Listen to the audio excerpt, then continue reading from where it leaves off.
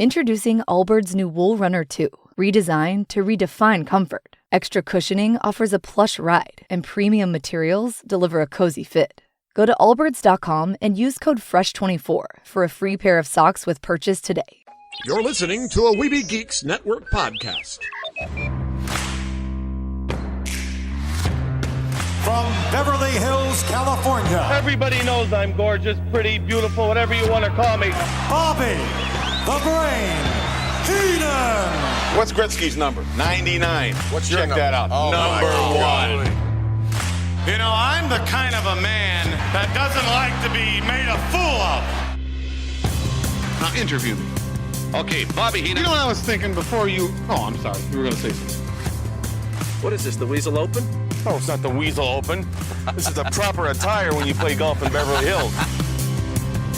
The suit has claws and everything. This is very much a replica of a weasel. Wait, just hit the hands. Yeah, come on, come on. Oh!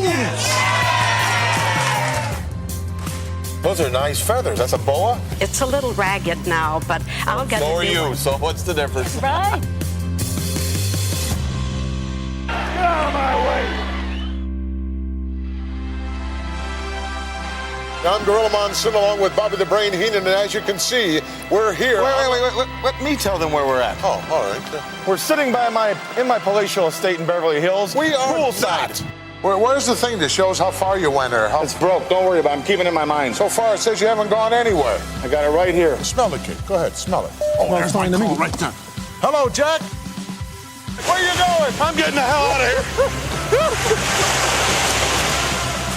You stop. You have a rifle. Will you stop? Just wait a minute. We're on the air here. What is that? Cash. Oh, you're loaded. You got about $3 in there again. Nice. Come on, Bart. A little harder. Come on, kick it in high gear. Hey. Back off a little bit.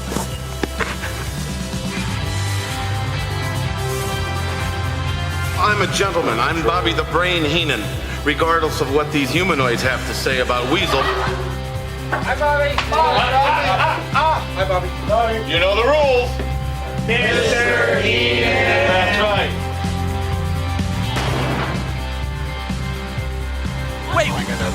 Wait a minute.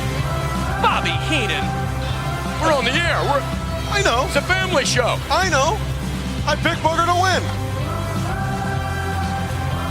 These two guys, I'll tell you something about Bundy and stuff. What? I would like to challenge you, Hogan, at any time, any place. If I'm Uncle Morty Thumbs and he needs me inside, I got to go now. I think we ran into your wife earlier. Wait.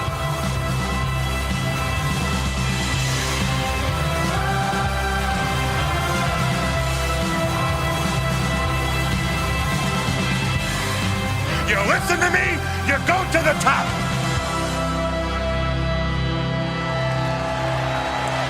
Another world, another time, in the age of wonder. There was once a dream. You could only whisper it. Anything more than a whisper, and it would vanish. A battle between good and evil. You don't know the power of the dark side. Where shall I find a new adversary so close to my own level? Try the local sewer. You know of the rebellion against the Empire? The Avengers, Earth's mightiest heroes. Peace means having a bigger stick than the other guy. One of these days, I'm gonna have a stick of my own. I'm Groot. Welcome to the Neverland Podcast. The podcast for lovers of Disney, Pixar, Marvel and Star Wars. I'm glad you're here to tell us these things. Please welcome your host, Jeremy. I thought he'd be taller. Yeah, I can fly. All it takes is faith and trust. Well, if it isn't the Star-Spangled Man with a plan, what is your plan today? Up to Neverland!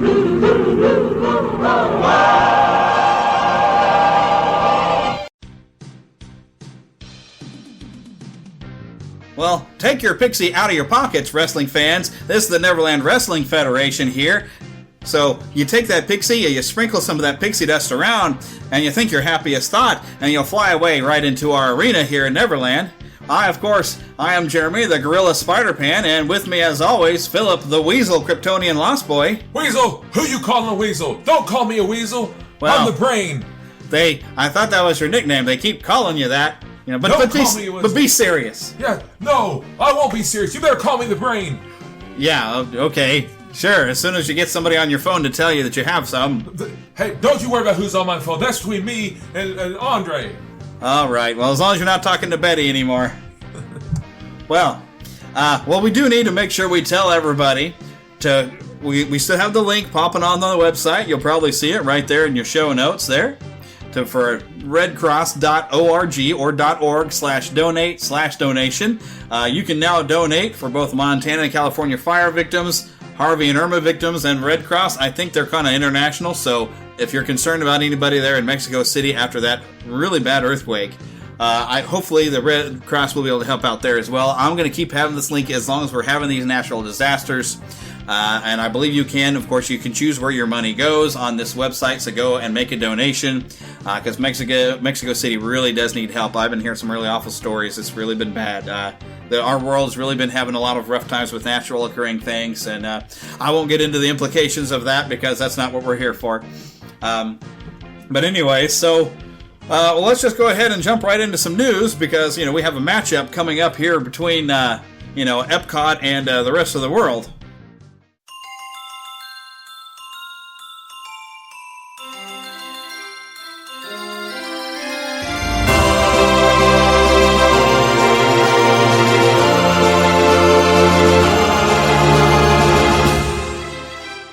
Spanning the Disney and geek universe to bring you the best in comics, toys, movies, and entertainment. This is news from around Neverland. I don't know if that makes any sense there. I don't know, you crazy humanoid. Yeah, I don't know. Don't try to weasel out of this. Don't call me Weasel. I hope y'all are getting to the joke of this. Otherwise, there's a point to it, and we're going to get to it. But, oh my gosh. So... 35 years of Epcot on October 1st, which will be, that's next Sunday. Wow. 30. I remember when it opened. I wasn't there. No, neither was I. In fact, I remember when I first heard about Epcot Center, we had these people in our church trying to tell us about Epcot and how we ought to go. We were planning on going to Disney World, my family was, and these people kept telling us that we got to go to Epcot Center. We didn't want to go. I remember they told us, it's so educational. Well, I'm sorry, but whenever you are like 9 years old, and yes, Epcot had opened up just shortly after we had been there, a couple years after, but we were told it was going to be very educational, but when you're 9, the last thing you want to do is go to an educational place. Right. We just got out of school for the summer, and no, we did not want to go to this educational place. No, thank you. Yeah. But I remember we went, and boy, did we love it. I was so thrilled because I remember I did not want to go at all, but man, it was so much fun, and I'll be truthful about it. My absolutely favorite place was the Journey Through what's it called? Journey Through Imagination with Figment. With Figment. Oh yeah. My gosh. Wish I could have seen it. Oh, that was my favorite ride. But if you go on YouTube, I don't know if they still have, but they did have some recordings of that ride. Yeah, I've seen a little bit of footage on YouTube. It's a lot of fun. With the big flying apparatus thing that the Dreamfinder had. Oh my goodness. It looked like it was spectacular in person. Yes. Barty did the voice. He was outstanding. I can't hear anyone. The bones tell me nothing. Yes, that's right. That's right. And don't forget, he was on the movie of Masters of the Universe. True. That's right. Making the weirdest instrument that guy had ever seen. Gwildor. Yes. But Epcot, October 1st, 1982. Yes. And there's a big anniversary thing, and I haven't heard of any special celebrations. I'm sure there's going to be something. If you're going to be in the park, there's definitely some special t-shirts that says I was there, Epcot Center 35 years, and it has Figment there in his signature yellow with red stripes t-shirt. I still have toys of it. Oh, cool. Yes. And wow, my goodness. So there's definitely, I don't think you can get these shirts anywhere else. Someone named Kathy Dawson, who's the merchandise product development for the events, talked to the Disney Parks blog writer Stephen Miller, and she says, for this collection we honored Epcot's rich heritage by including Figment from the Journey to Imagination attraction on all of the I Was There items. He's been at the park since the early days of Epcot and has delighted many guests throughout the years. This retro-inspired collection complements the other 35th anniversary merchandise guests will find all year long. Okay, so you don't have to be there the exact day. Oh, that's good. But some of these designs on shirts, that is very retro in 80s, you know, where it's got the different colored sleeves and the collars. They're doing a lot of that here lately, I've noticed, the different places. The amazing thing is my family and I went 1982, like April 1982, and this opened up just months later, so we missed it, and then we went back again in 86, that's when we went. And it was an outstanding place, and if you've never been to Epcot Center, and you have the opportunity... Of course, now it's just Epcot. Well, that's right, it's not Epcot Center now. For some people, it's always going to be Epcot Center. Yeah, oh, well, just like MGM is no longer MGM. Right, now it's Disney's Hollywood Studios. That's right, it's always going to be MGM to me, because I'm old school. Yeah, except for with the Great Movie Ride gone, it's just not... Oh, well, I know, but it's still always going to be old school to me, you know? That's me, I'm Captain It's going to be the Star Wars park, really. Yeah. I'm Captain done. Old School, I can't help it. Yeah, because Captain EO is gone, so Captain Old School needs to be around. That's me, I'm Captain Old School. Hey, that's okay, I'm alright with that. So, yeah, you have an entire year to try to pick up some of these items, apparently, and there's... I guess there's some specialties. There's like a hat, ornament, limited release pin, a pin. Annual pass holders are going to get a t-shirt created just for them, but you have to, of course, present your ID at the time of purchase. I don't know what the exclusive is. I don't know if they're showing it here on the blog, but I really like this hat, I gotta say. It's very 80s. It's like a trucker's hat. Yes. It has Figment on the top and it has like the 3 different colors. It's very 80s. The colors have a very 80s look. Not just 80s, but the early 80s look. You know, that's what I like about it. All right, well, these items are going to be at a pop-up shop located just past the Art of Disney in Future World. And this is going to be the only place that will carry these items starting October the 1st. It will not be available in the Shop Disney Parks app or the online store, so you have to go to Epcot this year to get it, which means I'm not going to be able to get it. I'll suck it up. Oh, come on, get over it. You'll be fine. No, I won't. No, I won't. Now get serious, Weasel. I mean, Brain. What do you want? I didn't know my Brain. Okay, I'm sorry. I'm Come no on, Rob humanoid. Well, okay, now this is some cool news. So, well, I've lost the website that had the information, but I remember what all we read about this. Star Wars The Last Jedi is now completed. All post-production. It's all done. Right, Rian Johnson. I cannot wait, brother. He tweeted it. Mark Hamill accidentally let slip that October 9th during Monday Night Football, we're going to get to see the trailer. I look forward to it. And who's playing that night? Do you have any idea? I have no clue. Then what good are you? You're no good at all, Gorilla. No good at all. Don't put my face back in that Is that the Chiefs playing that night then? Oh, if it were, it'd be only too good. I don't know. If the Chiefs ain't playing, I'm not worried about the game. Oh, what the heck with you? I am more worried about a Star Wars The Last Jedi trailer. I hear you. And so I'm going to be checking it out. So he's looking it up now to see who's playing that night on Monday Night Football. I got to see. October 9th? October 9th. So while he's looking at that, well, golly, that's about as far as I got for some news this week. There wasn't a whole lot of things that I saw worth reporting. I mean, there's some stuff that... oh, no, I forgot the actress's name when I was just looking at it. But she's showed up, and they've got some images of her in costume for the Ant-Man and the Wasp. Vikings Evangeline Lilly, that's who it was. Vikings and the Bears. The Bears. The Bears.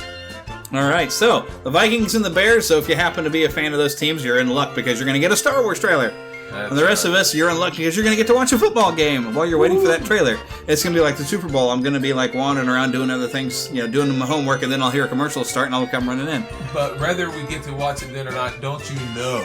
It'll be all over YouTube. It'll be all, are you kidding me? It's going to dominate. Someone's going to have one where they pause and put it in slow motion and shows everything in the background. They're going to zoom take still frames of every image of it and post what they thought about it in every freaking image. And what I think is hilarious is how some people say, don't you know this character is going to be the great-great-nephew of so-and-so? And usually somebody's going to theorize some crazy stuff. Yes, they always do that. Yep, there's going to be the theories about, but that's part of the fun of the build-up for Star Wars. And by the way, they're not the only ones who do it. I see it for video games, I see it for everything, and usually it's nothing. But it's okay. That's okay. That's fandom for you. Is this what we do? This is what we do. We're nerds. We have no life. Yeah. Well, we have a life, and it just happens to be Star Wars. It's sad. And some of us, our life is Disney. That's okay. That's okay. If you're listening to this, then you relate. Yes, that's okay. Let's take a quick visit to the Neverland Trailer Park. All right. Mama, another gator got in the house. Another gator? Give me that sugar. Come here. Get him on! Get that guy! The Neverland Trailer Park.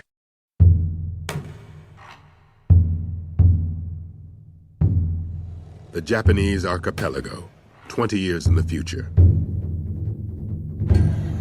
Canine saturation has reached epidemic proportions.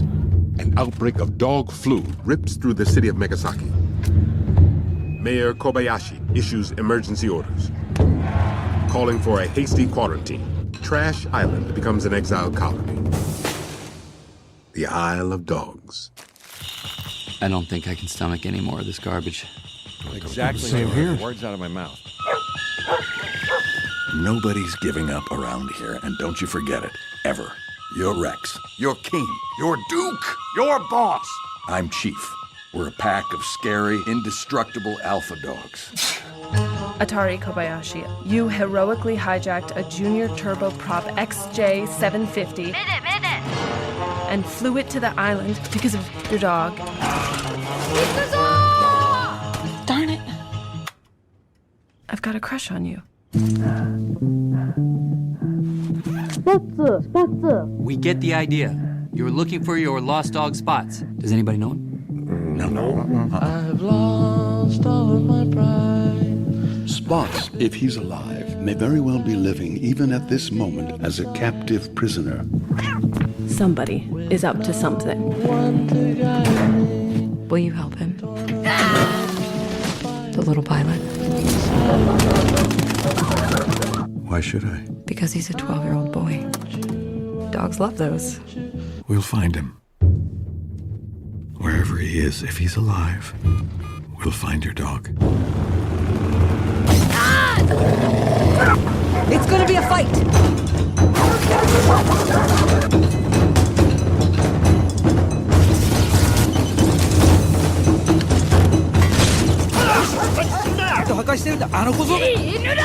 I wish somebody spoke his language.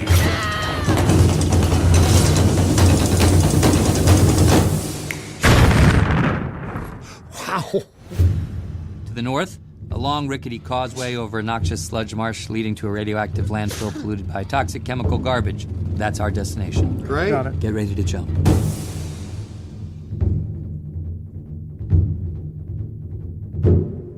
So this is a Wes Anderson film. It is stop motion animation. And it's, I don't know if I've seen any of his films. I probably have. I started to check out this trailer because James Gunn, director of and writer of the Guardians of the Galaxy films, really enjoys Wes Anderson films, and I'd heard some nice things about this. So this is stop motion animated dogs that they're all. I love the fact that they speak English, so we know what the dogs are saying to each other. But then the little boy in there is still speaking in Japanese, so we don't understand him, as the dogs don't understand him either. So there's some clever genius, but oh my gosh, Bill Murray, great. Jeff Goldblum. I love him. Yeah, indeed. Now I'm talking to myself. I can't wait to see Thor.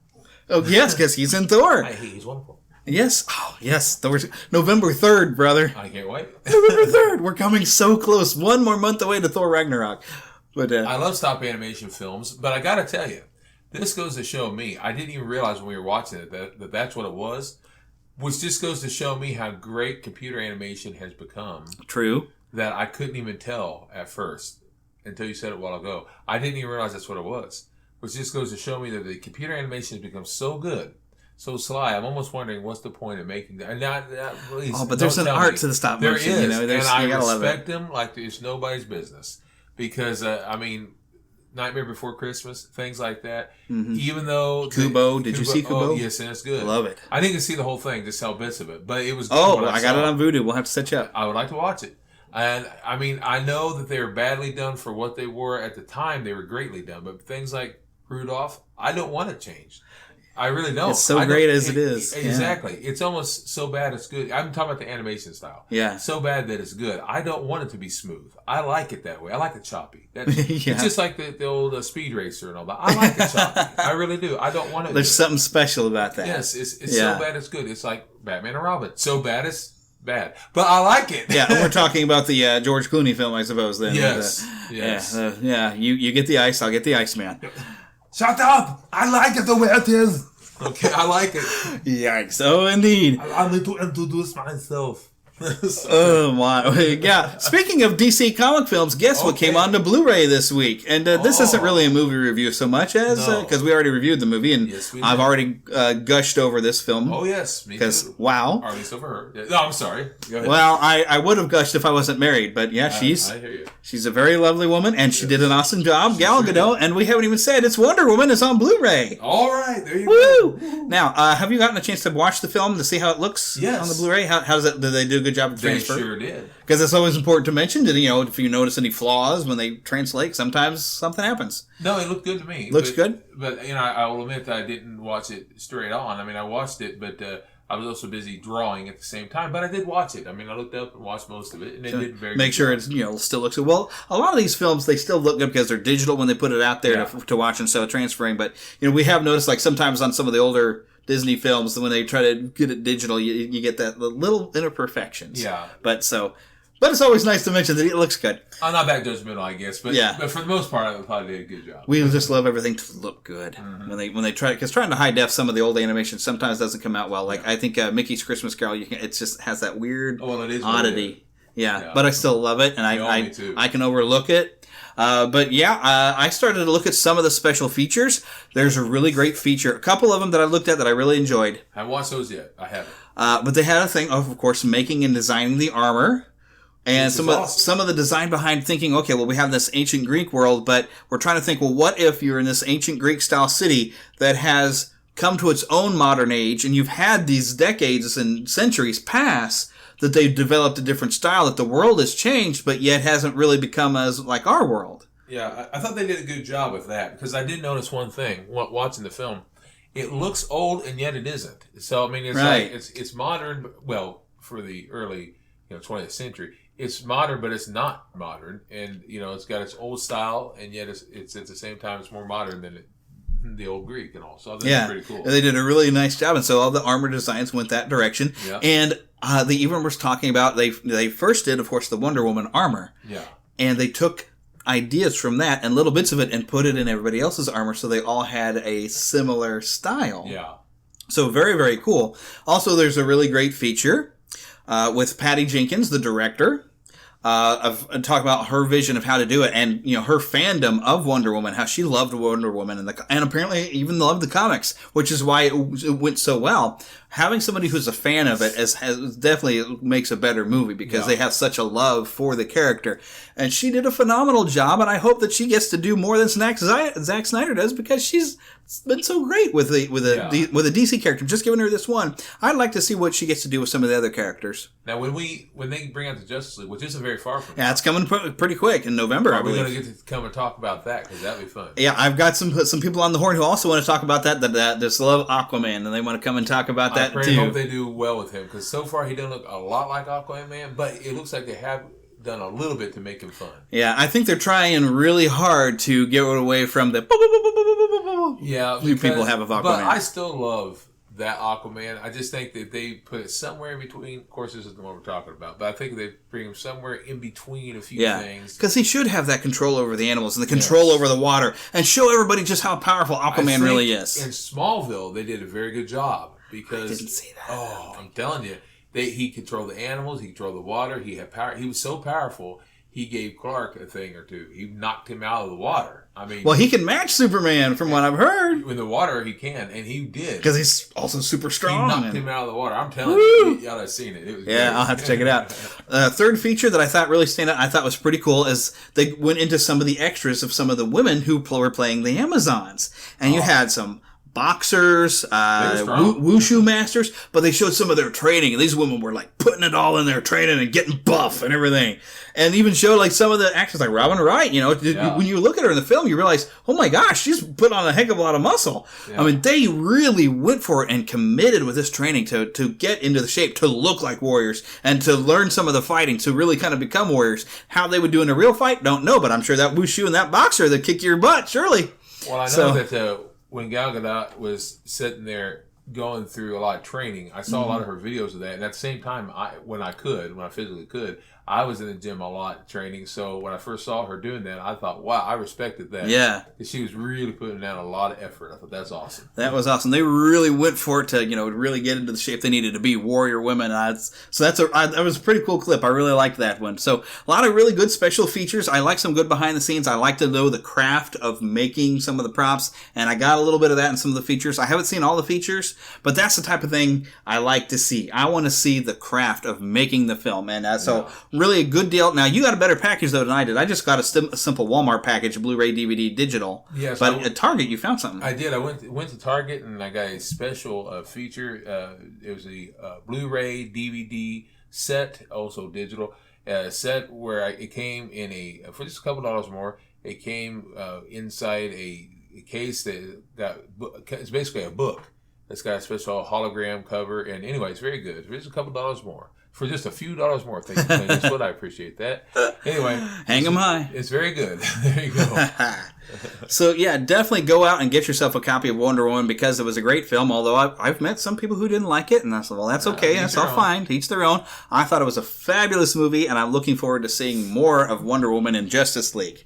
I'm going to that movie to see Wonder Woman. Yeah. Because so far, she's the only one that I've really loved what they did with. But I'm looking forward to seeing... But I do love The Flash, though. Well, yeah, and I'm looking forward to seeing... Thanks to CW. I'm looking forward to seeing what they do in bringing back Batman and Superman, because I think they have a chance with the Justice League of fixing Superman and fixing Batman. They're saying they've done some stuff to make Superman the icon he should be. It looks like, I will say this about Zach. Now, first of all, I realized that he didn't do all of this. Yeah. I realized that, and by the way, I'm so sorry about what he's had to go through. Yeah. I wouldn't wish that on anybody. But anyway, it looks like he's really tried hard to listen to the fans and give them what they wanted, and as well as what's the other director? I can't think of his name. Who's helped him out? I forgot who stepped in. I can't think of his name. I know we covered it here on this show. The creator of Firefly. Josh Whedon. I love you, brother. Which was a good thing to do. He once wrote a script of Wonder Woman that never got made. Right. Anyway, so I think it's great that he's helped out. But it looks like Zach has tried very, very hard, and not just that. I think he's going to try his best to listen and do well. I hope he does. I hope he does. But anyway, looks like they're going to try, and I'm hoping that they get Batman and Superman just right. This should be an epic level film, but we coming close. I hope so. Alrighty. And now it's time to turn a bit of a corner. Okay. To Disney and beyond.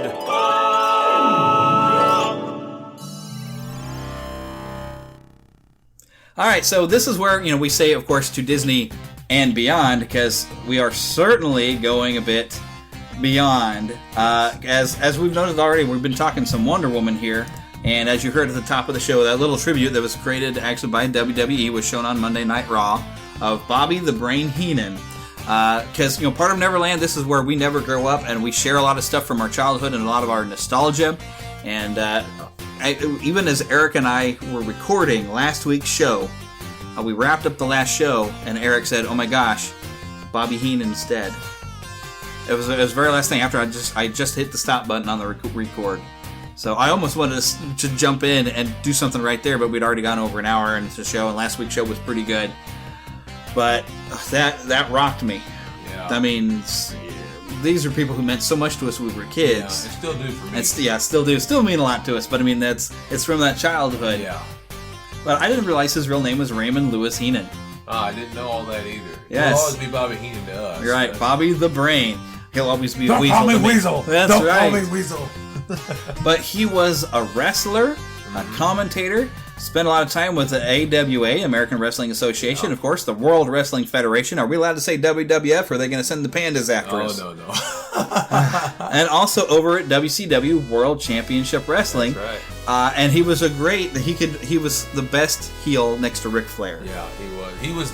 He, in my opinion, was the best manager that WWF ever had. Yes. And I'm sorry, Paul Heyman, but he will always be the best manager. Yeah, Paul Heyman's been pretty good as a manager. And quite frankly, he's entertaining. He is kind of a Bobby Heenan. I won't say wannabe because that's not fair, but he's definitely a Bobby Heenan type.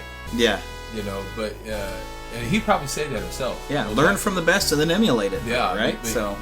Definitely Bobby the Brain Heenan. was the best in his day. I mean, he had them all. And I love a lot of those wrestlers and managers back then. But Bobby, to me, I used to say this about the heels. I was definitely the hero guy. I was the face guy who just loved the faces. Hulkamania and all them. Randy Macho and Savage, who was both the heel and the face. But the truth be told is, I always loved to hate the heels and hated to love them. You know, I loved to hate them and hated to love them. Yeah. And Bobby was one of the best because you couldn't help but hate him, and you loved to hate him at the same time. He was so good at being bad. And he was so good at being bad that you would hate him so much that when he would do things to embarrass himself, you would laugh hysterically. He knew how to make you laugh. He's so affably hateable. Yes. And it's something, Vince McMahon, I think, is pretty good at, too. He knows how to make you hate him so much that where he can show up in a chicken suit doing a chicken dance, and you're going to laugh hysterically at him because he's made him hate you. He knows the turn of it. Or hate him. He knows how to kind of laugh at himself. Right. You have to have a good sense of humor and about yourself if you're going to go and be a good heel and entertain people.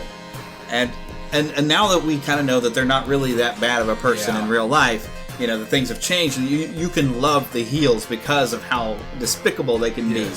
Because they are entertaining you. Yeah, as a kid, you kind of, even though I always knew it was entertainment, but at the same time, there's something as a kid, you know that there's good and there's bad and all that, but as an adult, and I know that the bad is good too, that they were good guys for the most part, good guys just putting on for you to entertain you. You almost love them all the more. Yeah. I love all of them, but Bobby was the manager of a lot of the guys that I loved. Bobby was the manager to Rick Rude, who I loved. Bobby was the manager of Andre the Giant. He was the manager of Big John Studd at one time. He was a manager of Haku. He was a manager of a lot of these great tag teams, the Rougeaus, and he was excuse me, that was Jimmy Hart. I said the wrong guy. He was a manager though to so many of the different great tag teams and other people. He was a manager of all these guys. He was great. Oh, excuse me, Mr. Perfect. Right. He was great. He was good at bringing these guys in. You just couldn't help but hate him and love him at the same time. And this was back in the day. Because in modern wrestling, everybody's a gray area. They're kind of good, kind of bad all at once. And it's just what their actions, they'll switch to babyface or heel. Back in the 80s, this was like superheroes. Yes. You had white hat good guys and black hat bad guys. It was melodrama. And the manager was somebody who go through, if maybe that wrestler wasn't always great about upping themselves or promoting themselves or an upcoming match, they'd have a manager working with them who was a great talker. Yeah. And Bobby Heenan was one of the best. Like when you had someone like Hercules Hernandez, he looked the part, but he did. He was could not huge. Talk very well. Yeah. So you had someone like Bobby the Brain, who knew how to talk for him, and boy, he could talk well. They were really good at that. That's why you got someone like today, Brock Lesnar. He's not a very good talker, but that's why you got Paul Heyman with him. Right. And he's good at doing it. Yep. Golly, I kind of want to just dive into some stuff, talking about people who weren't good at talking for themselves. One of my favorite storylines, because Bobby Heenan was a pain in Hulk Hogan's side all the time, always bringing different wrestlers, trying to have one of his wrestlers take that title away. He wanted it so bad. He became like a bad guy on a Saturday morning cartoon. Yes, he was. And it was even Saturday mornings I ended up watching stuff. So a great story unfolded once on Roddy Piper's pit. Well, of course he called it Piper's pit. Yeah. But Roddy Piper, who had been a foil for Hulk Hogan. And he turned and went good. But suddenly this event happened, and I'm just going to play the audio for you real quick. I promised it to you this week. I ain't gonna fool around, I promise. Hey, I got one thing to say, Piper. My man is here. The man who I promised is here. What about you? My man you're talking about? My man's here. My man's here. Ladies and gentlemen, would you please welcome the heavyweight champion of the world, Hulk Hogan.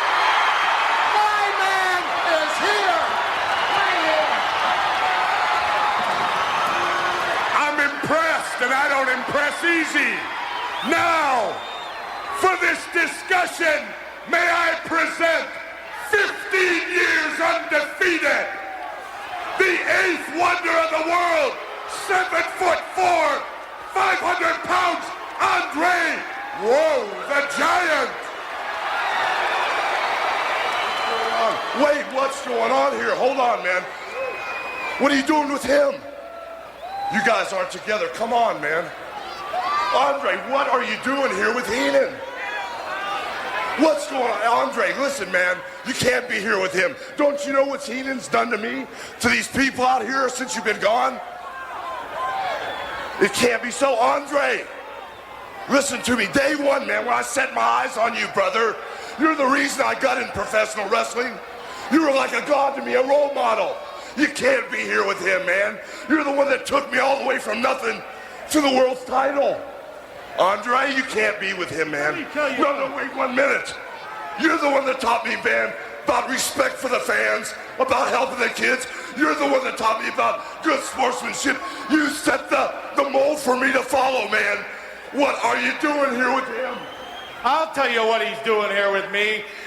He's sick and tired of you and what you stand for. Let me tell you something, Hogan. You're the one that for 3 years as world champion used this man. You're also the vermin that made this man. I can't tell you what I think about it. You used him, they gave him a trophy. But no, that wasn't good enough. It was a littler trophy than yours. But you had to walk out and steal that moment. You're so jealous of this man, you can't stand it. This is the man for 15 years that is undefeated. But did you ever once? No, man, you're wrong. You're wrong. You're wrong. When I won the world title, he poured champagne over my head. It was like a bond of friendship. You're wrong, Heenan. Did you ever once in your life offer him a championship match? You laughed behind his back. No, Andre, listen, it's not happening. Tell me it's not so, man. Even though you came out here with him, you don't have to leave with him.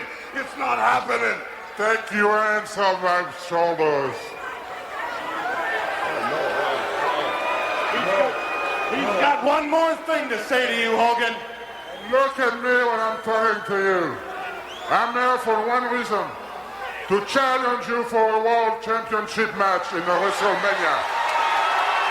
Andre, please, no, it's not happening. We're friends. We're friends, Andre, please. You can't believe it? Maybe you'll believe this, Hogan. Andre, what are you doing, man? You can't leave like this, man. What are you doing, Andre? You can't cross the shirt. What's wrong with him, man? You can't leave like this. You're bleeding. It's not how. Andre, come back, man. You don't have to leave like this. What is he doing? You're bleeding. Easy. Come. Andre. Come on. I remember watching that on Saturday morning. It was part of the cartoons. They had wrestling. That shook me when Andre comes out with Bobby Heenan. No, man, can't be true, brother. It can't be. No, what are you doing here with him? Not with him. And I love that the build-up because the previous two Piper's Pits, Hulk Hogan had gotten a huge trophy for being the longest running champion that the WWE had. I mean, because we're not counting Bruno Sammartino at the time. And then the following week, Andre gets a trophy for the longest career that they had over 15 years. And it was a smaller trophy. Yes. And Jesse Ventura the following week then is saying, and has noted, hey, did you notice how Andre's trophy was smaller? And then so the following week, we have a Piper's Pit.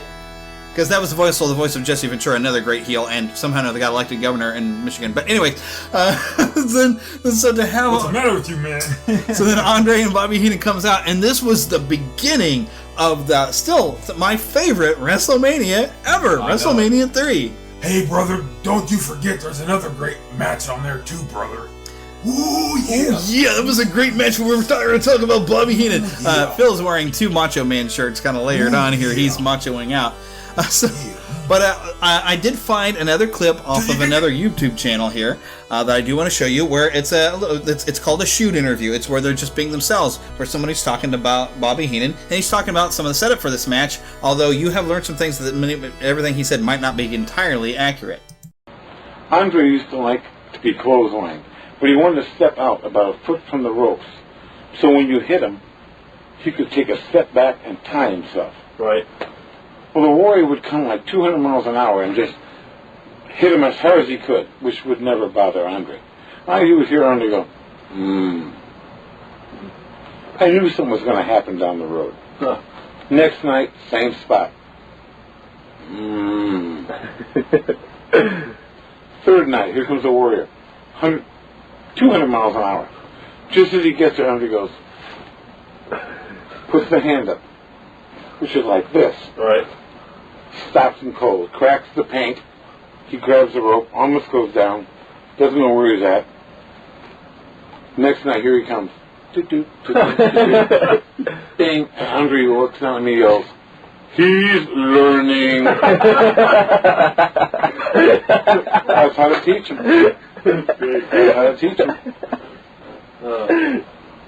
Because I'll tell you something.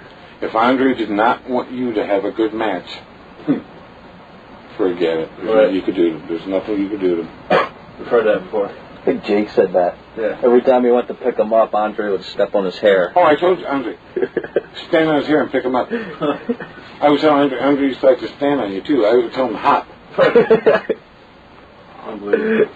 Oh, yeah, he could do every one. He used to like to sit on the Iron Sheik. When the Sheik's head faced that way, he would sit this way on and take his arms and roll him like a boat. Unbelievable. Just hated the Sheik. Hated him. Because he pushed people around and took advantage of people in the ring. That's what Andre didn't like. You know, a lot of guys in the old days were weekend wrestlers. They had jobs. And they would come on TV and they weren't any good. They shouldn't have been there. Right. So some guys would hurt him. Well, that's not going to help you in your match. It's not going to help you when this guy punch you and throw you around either. So what you do is you take him down, you get holes, you get yourself over. You work with the people, you get the announcer, you kill 6 minutes. Forget him. But a lot of guys would go out there and want to give those guys spots. Right. You can't. They can't do them. Then they get mad at them when they mess them up and they beat the hell out of the guys. These guys are working for the weekend. They have a job during the week. They have to feed their families. People never cared about that. A couple people on prior shoot interviews said that they heard that with the Andre Hogan match that Andre maybe at the last minute was going to back out and not do the job. Is there any truth to that? No. No, Andre was, he wouldn't have done that to Vince McMahon. And he wouldn't have done it to the business. If Andre was going to beat you, he'd tell you. He don't have to trick you. He can beat you. I think Hogan was concerned that he was going to do the job, that Andre was going to do it or not. But I asked the boss, I said, what are we going to do? He said, don't worry. Since Andre never did the job, who approached him to do the job? Andre. It was Andre's idea. Andre's idea. He realized, I believe, that this was his last big pay-per-view he could have ever gotten. And with who? Hogan. Hottest guy in the business, biggest guy in the business. And he asked Vince if I could be his manager because he trusted me. And that was a compliment.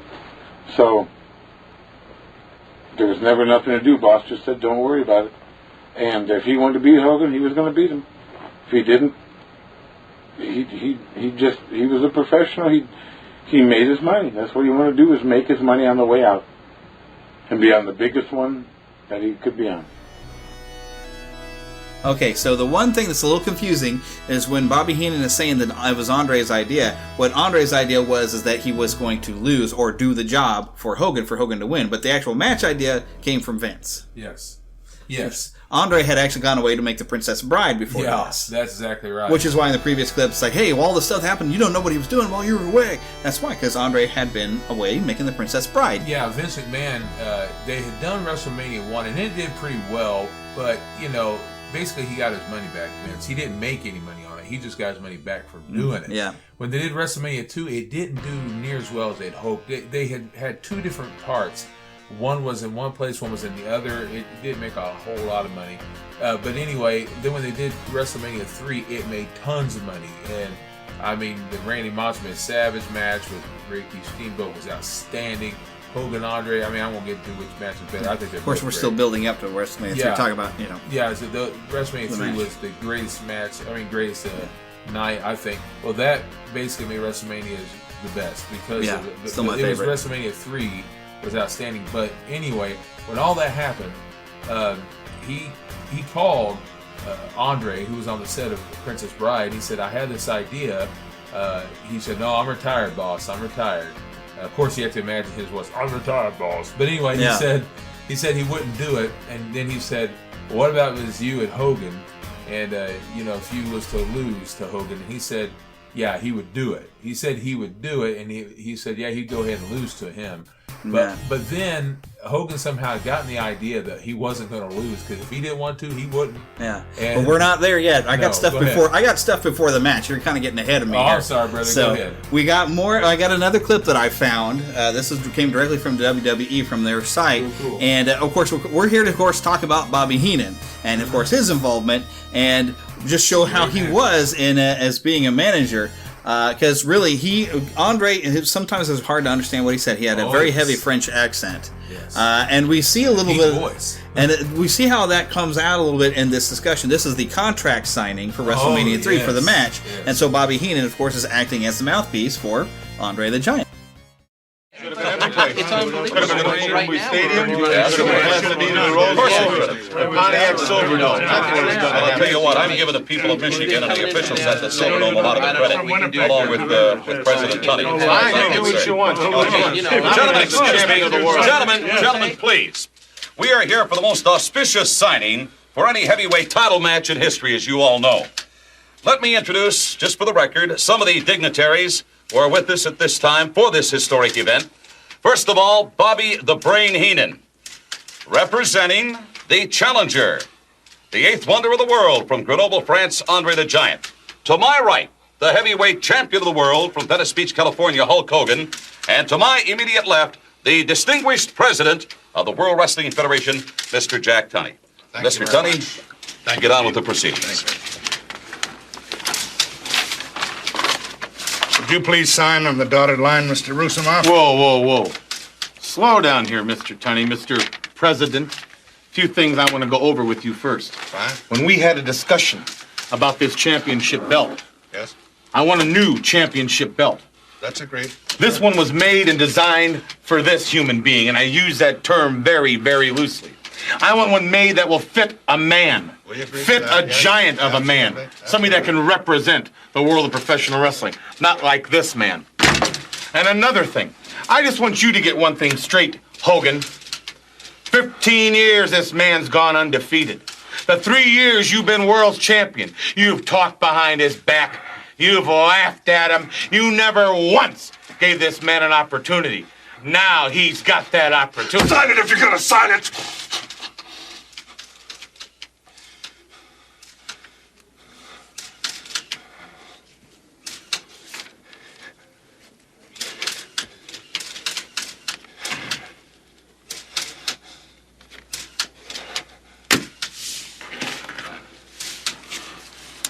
Sign under his name, Mr. Hogan. I've signed a lot of things, signed a lot of contracts. I never thought it would come to this. Thought it was you, man. But it's both of you. You're both sick. You're both sick. If you wanted a title shot, all you had to do was ask me. I'd have gave you anything, man. Andre, you were bigger than the world title to me. Yeah, I'll sign it. I'm gonna get your attention too in WrestleMania. When you tore my shirt off, man, when you tore the cross, you tore the heart and soul out of all the little Hulksters, man. Not just me. We're gonna get your attention, man. Yeah, we're gonna get your attention. Now you sign that contract. You think I tell you everything you know in professional wrestling? But I didn't. And believe me, WrestleMania 3 will be your last lesson. Et ça va me faire vraiment plaisir de le faire, crois-moi. Parce que pour la dernière fois... Speak to me in English when you talk to me. As far as I'm concerned, it's not signed in ink. It's signed in blood. If you want me to speak in English, I will speak in the ring in WrestleMania. Au revoir. Now, after watching these clips, though, it's so hard to not start how much we loved Andre, but we got to focus on. I love Bobby Heenan, his attitude, the way he. So of course, we loved Hogan, but Bobby Heenan was part of this. He was. He's what made it work so well, and his thing, and it's something that even makes sense. And we were talking while we were watching the clip. That's even something that needs to be fixed in the modern, because we have some big guys that get that belt and they have to wear it over their shoulder, And so I kind of like that Bobby Heenan's doing that, but I love his attitude of how he's talking to Tunney, who's the president of WWF at the time. Quote unquote, yeah. It's like, well, we need to have the belt big enough for a real man, a giant of a man, and not this humanoid or whatever, this so-called human over here. Oh, that's part of the flair that made Bobby Heenan great. And then great. He goes and he starts his color commentary on primetime with Gorilla Monsoon. That was outstanding. Oh, they were my goodness. Funny. I mean, over the dumbest things. Another thing, they're like a vaudeville team sometimes. They were two of the funniest things. You have Laurel Hardy type situations. Yes, and somebody actually described it as that I was watching some clips today. They were hilarious. I mean, they could go on about nothing and anything. It was the best stuff. We talked about how they hid his face into the cake. Yes, we talked about it earlier, but we haven't talked about it to the listeners here. I'm sorry, yeah. But, golly, I have to look at that clip. But these clips takes a while. I think I'll try to get some of these clips, but let me try to describe this story for y'all. So, there's like this, they even re-showed it at they're having a 2-year anniversary thing, but they even showed his 1-year anniversary with being with Primetime Wrestling with Gorilla Monsoon, that they had gotten a cake, and Gorilla Monsoon is on the phone, because Bobby Heenan always had a phone, and he had this Betty woman who was supposed to work for him. He always goes for information. Talks down to her all the time. All the time. But so Gorilla Monsoon is actually on the phone, and the phone sits on the opposite side over with Bobby Heenan, and he's, okay. And he goes and he goes to reach over and put the phone down, and Bobby Heenan's cutting away the cake, and Gorilla tries to warn him, says, Bobby, you can't eat that cake. Why not? Why can't I eat the cake? It's my cake. He says, well, that was the bakery. That's Fred from the bakery. He said that he had one of his new guys making this cake, and he forgot to put flour in it. He accidentally put more baking soda in it. That's not fit for human consumption. And Bobby Heenan's like, yeah, you're trying to trick me because you just want all this cake for yourself, Gorilla. And Gorilla tells him, so, well, smell it. So Bobby Heenan leans down to smell the cake, and the phone rings over on the other side of Bobby Heenan. So Gorilla reaches over Bobby Heenan to get the phone and ends up shoving Bobby Heenan's face into the cake. Yes. And it's one of those things they would do with him. Bobby Heenan was such a jerk that him getting hit in the face with a cake was the greatest thing you'd ever see. Yes. He was so good at it. Well, and I also remember he's of course called the Weasel all the time. Oh yes. And so he once had a wrestling match, and he used to wrestle before he became a manager. Right, with the LUWA and stuff like that. But anyway, he had this outfit that was, because he was called Weasel before he ever became WWF. But he was called the Weasel, and he once had a wrestling match with Ultimate Warrior, and he lost. And so when he woke up after that wrestling match, Ultimate Warrior had placed that Weasel costume on him, and he woke up, and I'm telling you, he was so good at it. He looked, he's all messed up, and he's falling around and flopping all over the ring, and people, of course, are laughing because that's the whole gag. Is that he's so dumb. He can't. Of course, he's not dumb. He's real smart. But he was just so good at it. And he also had kind of a talk show thing at one time. I can't remember on what channel or what, but he was so... It had like a Bobby Heenan show thing. Yeah, Bobby Heenan show. He was so funny, and he'd make fun of his... what were they called? They had these women on there, and they're kind of heavy set. He was always making fun of them and being mean, but he was so funny about it. Yeah. He was just horrible. He said... He was basically saying something mean about them all the time, about their being overweight. But it was horrible. I remember it, but I can't think of the name. It was horrible. It was horrible, but yet funny. You couldn't help but laugh because he was so good, off the cuff, funny remarks. He was really good about it. He was a lovable jerk. Yeah, he was. He was so much a lovable jerk. Even his interactions with Mean Gene, which I'm going to have to dig all these clips back up and just play all the audio all together here because there's just. So to try to talk about it is one thing, but to hear the things he would do with Mean Gene, even with the clip we played at the beginning of the show, where he'd go to Mean Gene, it's like, I thought you were going to interview me, and then Mean Gene starts to try to ask a question, and Bobby Heenan says, "Don't interrupt me." Yeah, and then he's good on WCW as well. I didn't watch a whole lot of that. I wasn't watching WCW. Was really good. He would interview. Well, it was just the funniest stuff he would say about. One thing they would do, the camera would go out. And it would show people, or a woman, like he'd be cheering for whoever, and he would say, oh man. He'd say a really horrible comment about the fans, But you couldn't help but laugh. He was so good at it. It would just be off-the-cuff stuff that he would just come up with. Very witty. Really mean stuff sometimes, but funny. You couldn't help but laugh. Sadly enough, though, he ended up getting a cancer in his throat, I believe it was. Yeah. And they ended up having to, remove it, and he never did get his voice back the way it once was. However, when he was put into the Hall of Fame, he still was up there with the best that he could, and making very funny remarks, and everybody was laughing away. And he was praised and loved, and every time he got up to talk, people still loved him. Just even till his last moment, he was just loved and admired by everybody. Yeah. And I didn't know if he had relapsed the cancer. They said in his last 10 years his health was really rough. Yes. Let's see. January 2012, Heenan announced that he had throat cancer. He did recover. He lost a lot of weight. When you see some of the images of him afterward, it's very sad and scary. He went from 231 pounds to 190 pounds, or even less. December 2007, had reconstructive surgery on his jaw. After the first surgery was unsuccessful, he was placed in a medically induced coma and was slowly brought out. In the second half of January 2008, he had come out of his medically induced coma, though not yet able to speak. He was communicating with his eyes. He had several more surgeries to reconstruct facial features. In October of 2008, it was reported that he was able to speak a few sentences before getting tired. And in February of 2009, it was reported that he was still relearning how to speak clearly and out of the hospital. December 11th, 2009, Heenan is hospitalized at the H. Lee Moffitt Cancer Center in Tampa, Florida, after examination of his rebuilt jaw found an infection that needed to be treated. By 2010, his jaw infection was completely eradicated. In 2010, he broke a hip and a shoulder in a fall and recovered within a few months. According to an interview given by Jim Ross in October 2013, Heenan was hanging in there and continuing to have trouble speaking as a result of tongue cancer treatments. On April 2014, while in Las Vegas to attend a wedding, he fell out of bed and broke his shoulder. In May 2016, he fell again and broke a hip. On September 17, 2017, Heenan died at the age of 72 while surrounded by his family at his home in Largo, Florida. His cause of death was organ failure due to complications from the throat cancer, which had been in remission since 2004. And that's shame. At least I'm glad his family was around him. Like, they kind of knew it was his time. And he was able to have family around. But yeah, just those rough years with cancer. Cancer sucks. Well, it really does. It really does. I know that the times he was able to speak in his last few years, when he was able to speak, I know that people would laugh and that he enjoyed. He enjoyed making the people laugh. He enjoyed that. I'm just sad to hear, and I knew he had trouble with his jaw and all that, but I was sad to hear that he was never able to defeat it. Of course, I knew that he had cancer still, but I was sad that he never was able to defeat the jaw thing. But that's a shame. And that's one of the things. One of the greatest talkers for being a manager to lose that ability to speak. What I mean. It's a nightmare.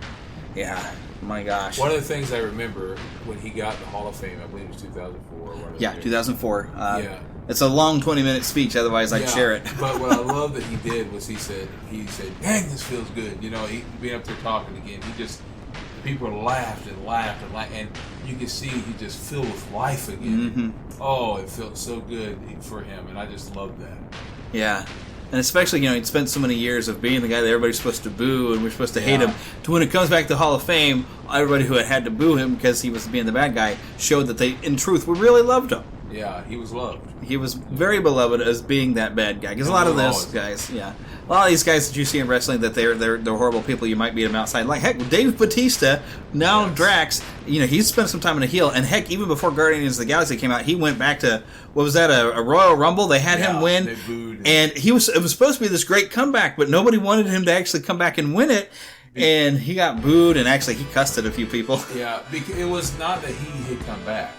It was the way they had done it. They set up another wrestler, and then when they put him in there, they didn't do it right. They didn't do it right. Yeah.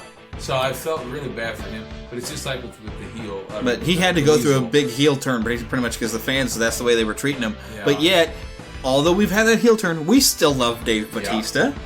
Especially now that he's Drax, getting to see him and seeing his. Have you seen his clip they've had for the Blade Runner 2049? There's a little clip on YouTube that shows a little bit of his character. He's going to be a not remnant. That's not the word I'm looking for. The word has left my brain. Well, that happened. Weasel. That's what I was looking for. Weasel. No. Well, that's okay. Replicant. So apparently he's playing in some sort of a replicant in the film. So I'm even more excited for Blade Runner 2049. By the way, unfortunately, we'll not be able to cover it. It is an R-rated film, so we can't really dive into that movie too much here on this show. But at least when it comes to people like the Weasel and people like that, sometimes it may look like they're booed, but in reality, they're cheering in just a completely different way. Yes. Oh my gosh, there's an entire list of wrestlers he's managed. Oh, let's see this. Nick Bockwinkel, Awesome. Ray the Crippler Stevens, Angelo Poffo. Oh, of the Poffo brothers. There we go. Because Randy Macho Man Savage was actually one of the Poffos. That's exactly right. Bobby Duncan Sr., Big John Studd. Yes. Ken Patera, King Kong Bundy. Oh, Bundy. And these are also, Bundy. Bundy was King also, Kong Bundy. he's the one who wrestled Hulk Hogan at WrestleMania 2. Yeah, that big cage match. That's Big right. cage match. He's one of, because, that's when Bobby Heenan kept sending all these different wrestlers at Hulk Hogan trying to beat him. And then, Andre was the big one to the go. very first Survivor Series, which Bobby Heenan's team won with Andre the Giant, King Kong Bundy. Big John Studd, wasn't he on part of that team too? No, I don't think he was at that time. Oh. But you had a whole bunch of people like King Kong Bundy, Andre the Giant. You had Rick Rude. Ravishing Rick Rude also on the list of wrestlers managed by Heenan. That's right. Mr. Wonderful Paul Orndorff was on the list, but Harley Race. King Harley Race. Oh, you can't beat him. Yes. Hercules Hernandez, the Barbarian. Yeah. Mr. Perfect Kurt Hennig. Oh, the Red Rooster. The Brooklyn Brawler. That guy was Ric awesome. Flair. How can you forget? Oh, woo! I didn't see him managing Ric Flair. How did I miss this when Ric Flair came over? Oh my gosh, that would have been awesome. 91. The two of them together. Woo. Lex Luger. Yes. Oh, the Mystic Link. Yes. I remember he'd hold it. Yeah. Oh, I don't remember. King Haku. I remember him. Oh yeah. Buddy Rose. And Butch Reed, which I love. Butch Reed. Colt Cabana. Okay, he's got his own Well, I don't think he does this podcast anymore.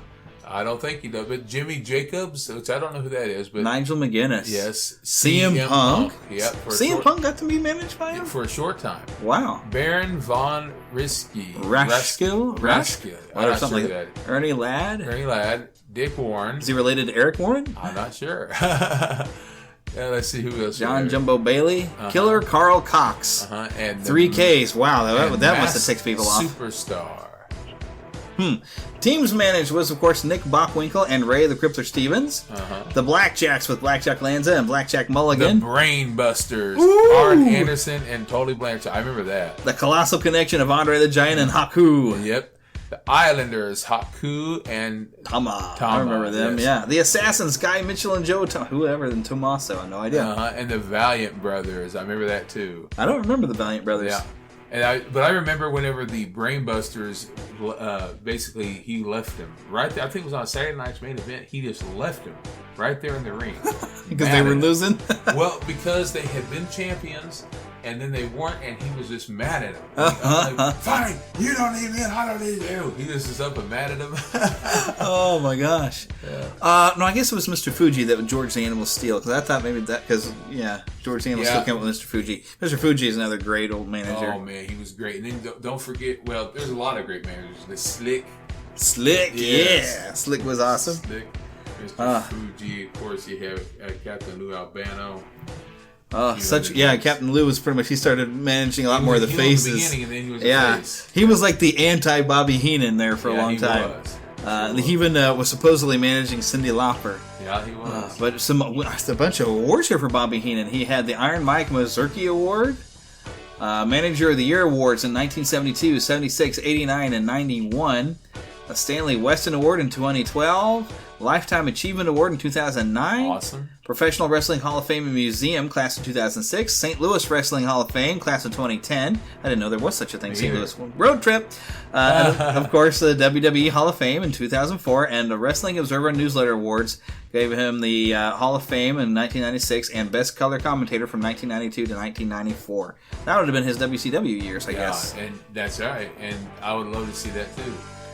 Because he was a great commentator. He was a great commentator. Him and Jesse Ventura both, but too bad they weren't at the same time because they were both heel commentators. You'd have him and Gorilla Monsoon together, or Vince McMahon and him were great together. Oh yes. Oh, I love to see them, hear them together. They were so great. You remember, and it really was in some ways, a lousy WrestleMania 9. And yes, I love one of our friends. I won't say who. One of our friends is not a Hogan man, which is okay because I'm a huge Hogan fan. But he hates that Hogan came in and won the championship at the last second after Bret Hart had lost it. But I love that horrible WrestleMania 9 when they go there. I believe it's in Vegas or something like that. And they're outside. It was the very first WrestleMania that was outside. But they're sitting there dressed as if they're in the old like togas and everything.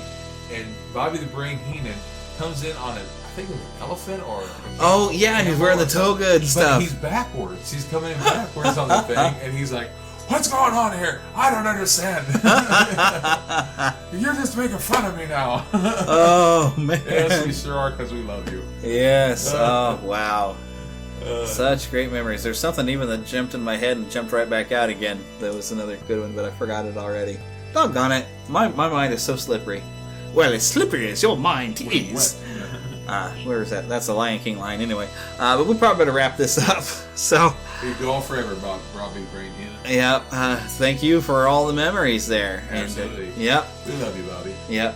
And don't worry, folks. We're going to get back to some more Disney stuff next week. But we got to take these corners and jump outside of the world of Disney, just because something big happened in the world outside of Disney. But yet, the people of my mindset, you're still going to have memories of. And so hopefully you enjoyed this blast from the past and had some fun with us today. We love you, Weasel. Don't call me Weasel! Exactly. And we'll see y'all next week. Thank you for listening to the Neverland Podcast. We invite you back next week for more fun and adventure. Until then, remember to keep a pixie in your pocket. It's that young at heart, positive attitude that you can share with others. And remember to visit our website at neverlandpodcast.com. There you can find links to our news page, our shop, our contact page, where you can easily send an email to podcast@neverlandpodcast.com. You can also find our Neverlanders page, where you can find out how to become an official Lost Boy or Pixie, because girls are too clever to get lost. Become a real Neverlander. Please feel free to leave us a voicemail at 816-226-6492. And be sure to follow us on Twitter at NeverlandPcast. And like our Neverland Podcast fan page on Facebook. We also have a group on Facebook for you to join. We also appreciate your support to keep the Neverland Podcast up and running. Visit patreon.com/Neverland Podcast to donate to keeping the pixie dust alive. Copyright content featured on the Neverland Podcast is copyright of their respective creators and used under fair use license. All original content is copyright of Blue Band Productions, and a very special thanks to Yeehaw Bob Jackson at yeehawbob.com for our new ending music. God bless! Yeah! Hello, everybody. This is Yeehaw Bob Jackson. Neverland Podcast, we love you. Neverland Podcast, we love you. Neverland Podcast, it's true. Neverland Podcast, we love you. Yeah! Is there anything more satisfying than finding something that perfectly lines up with your taste and checks all the boxes? Like a suit from Indochino. Their suits are made to measure and totally customizable with endless options. Choose the cut, fabric, lining, and more for the suit of your dreams at a surprisingly affordable price. Go to Indochino.com and use code PODCAST to get 10% off any purchase of $3.99 or more. That's 10% off at INDOCHINO.com with code PODCAST.